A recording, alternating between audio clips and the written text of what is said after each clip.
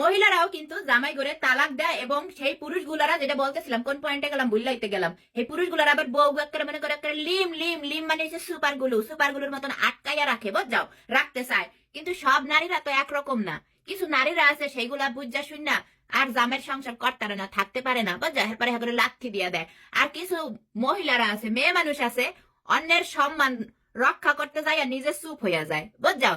তো তম্বুল দিয়ে ঘুরলে তো কিছু পাওয়া যাবে না, খালি দুর্গন্ধ বের হইবে, দুর্গন্ধ বের হইবে, দুর্গন্ধ। সেটা মনে করো আমি যে যত সুন্দরী সেক্সি হই না, আবার হোগার মধ্যে ঘোড়ো ঘোড়ো এমন করে ঘোড়ো, দুর্গন্ধই বের হইবে। নায়িকা ঐশ্বরিয়ার হোগার মধ্যে ঘোড়ো, দুর্গন্ধই বের হইবে। ওই এলিজাবেথের হোগার মধ্যে ঘোরাঘুরি করে দুর্গন্ধই বের হইবে। সবই একই রকম, বুঝ যাও। ওই রানু মন্ডলের হোগার মধ্যে ঘোরাঘুরি করো, ওই স্যাম গন্ধই বের হইবে, বুঝ যাও। মানে বিরত থাকো, এগুলো একদম ঠিক না, এগুলা একেবারে ঠিক না, বুঝছো। এগুলা হচ্ছে একদম ন্যারো মেন্টালিটিদের কাজ, একেবারেই।